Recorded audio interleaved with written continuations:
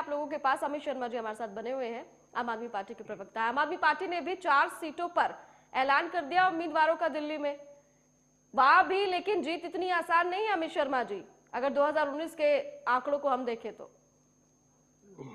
देखिए 2019 की आंकड़े कुछ और थे। हम तो 13 से ही जीतते आ रहे हैं। 2013 में विधानसभा, हमने जीता, लोकसभा, 2015 में लोकसभा नहीं। हमने जीता, 2020 में हमने जीता, 2022 में हमने जीता। और झूठ का प्रोपेगेंडा और पुलवामा अटैक नहीं किए होते तो हमें नहीं लगता था कि 2019 भी भारतीय जनता पार्टी दिल्ली से ले जाती। लेकिन हमारे प्रवक्ता भारतीय जनता पार्टी का बड़ी सफाई से बड़ी अच्छी बात कह रहे थे, मेरे को तो बड़ा मजा आ रहा था सुनने में। लेकिन लास्ट में कह के 80 के 80 जीत रहे, उसके बाद बौखला गए कांग्रेस के प्रवक्ता के ऊपर। तो ये बौखलाहट हमें कहीं ना कहीं कंफ्यूजन डाल दी कि हकीकत कह रही थी काजोल जी कि 2 से 300 पे गए, 300 से 1 पे अभी आ जाओगे। ज्यादा ओवर कॉन्फिडेंट नहीं होना चाहिए इंसान को। और बड़े सफाई से आपने जेडीयू का नाम सुना दिया, आपने शिवसेना का नाम सुना दिया, आपने लोटस स्कीम का नाम सुना दिया, आपने पांडे जी का सुना दिया। अजीत पवार जी को भी तो आपने खींच लिया था अपनी ओर, क्या रहा? उनके सारे पाप धुल गए, वो वापस चले गए। फिर उन्होंने आपने शिवसेना का एक नाथ शिंदे तोड़ लिया, आप उनके साथ सरकार बना गए। कभी शिवसेना के साथ उद्धव ठाकरे जी के साथ सरकार बनाते रहे। और नीतीश चाचा पलटू राम जी का तो सबसे बड़ा अहम रोल है आप लोगों के पार्टी के बीच में, जिसके लिए अमित शाह जी, अरे इतना झूठ नहीं बोला जाता मंच पे खड़ा होकर के। जनता आपको देख रही है महाराज, आप सबको पूरी देश देखती है। जब हम और आप कुछ बोलते हैं, कोई कमिटमेंट करते हैं, आपने बड़ी सफाई से कमिटमेंट कर दी पलटू चाचा को कि हमने तो हमेशा के लिए रास्ता बंद कर दिया, मरना पसंद करेंगे, उनको लिए दरवाजा खोलना पसंद नहीं करेंगे।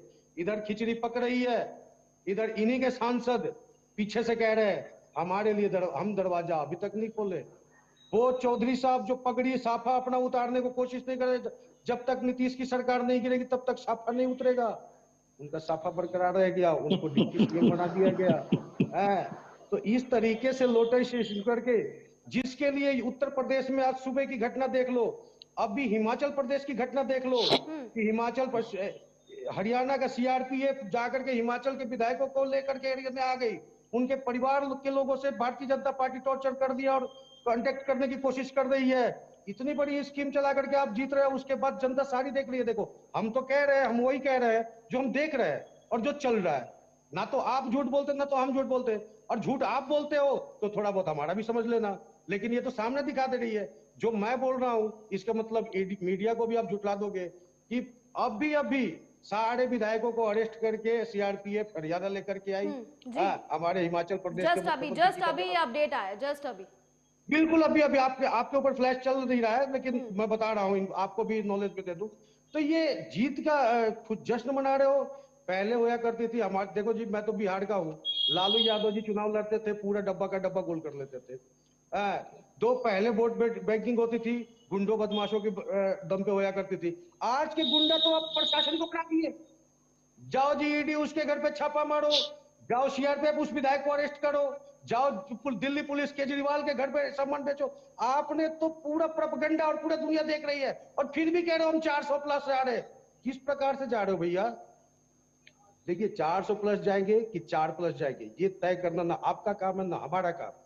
इस टीवी के ऊपर उतना ही वोट बताएंगे जितना हम जानते हैं, और देश की जनता तय करती है कि आपको 400 मिलनी है या 4 मिलनी है या 2 से भी कम आनी है, 82 से भी पूरे बदतर हालत हो जाते हैं। ये देश की जनता तय करेगी, ना कि आप तय करोगे, ना हमारे बस की तय कर देता।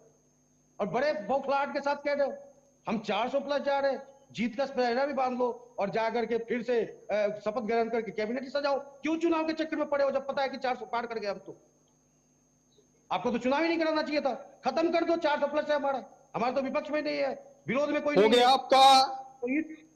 आपका प्रकार की राजनीति, इस प्रकार हो गया आपका।